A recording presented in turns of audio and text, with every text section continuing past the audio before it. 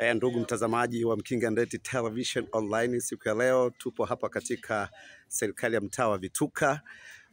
Ikumbuke kuwa serikali ishatangaza kuhakiki kitambulisho chako kwenye daftari la kudumu la mpiga kura. Basi siku ya leo tukiwa maeneo haya tumebahatika kutembelewa na Mheshimiwa Diwani Fulgence Luiza, naye atakuwa na machache ya kuongea. Karibu Mheshimiwa.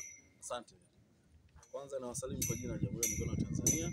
Kazi iendelee. Naam. Awali yote kwanza ni kuwashukuru na kuwapongeza wananchi wote ambao wamejitokeza katika zoezi hili la kuhakiki taarifa zao na daftari la mpiga kura. Na kama unavyoona mwamko kweli ni mkubwa. Watu wamejitokeza kwa wingi. Changamoto zilikuwa 2-3, lakini naamini kwa sasa zimetatulika.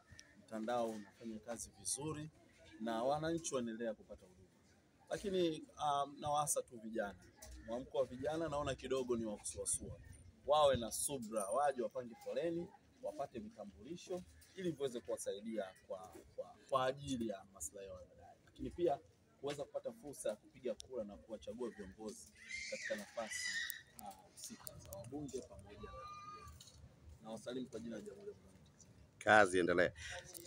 Lakini kwa mujibu anakuambia sio kusema ametembelea kituo hiki tu, anatembelea vituo vyote vya kata ya Yombo Vituka. Lakini Mheshimiwa, je, kwenye vituo vingine mwitikio upo kama walivyoitikia hapa au kwa ni hafifu zaidi? Kama nilivyosema ni kwamba mwitikio kwa sasa unaonekana sana, watu wanajitokeza, lakini pia mimi kama diwani kata Yombo Vituka na waasa na waomba vijana wajitokeze zaidi, kwa sababu hichi ni kitambulisho muhimu sana kwao.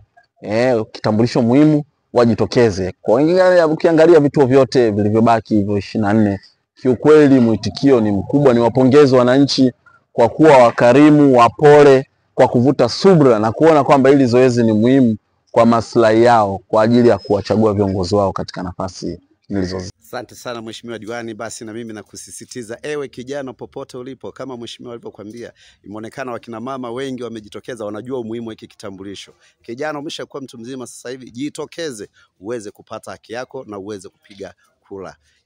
Basi kwa kumaliza naomba nikuage na nikutakie kazi njema Mheshimiwa Fulgence Luiza. Asante. Asante.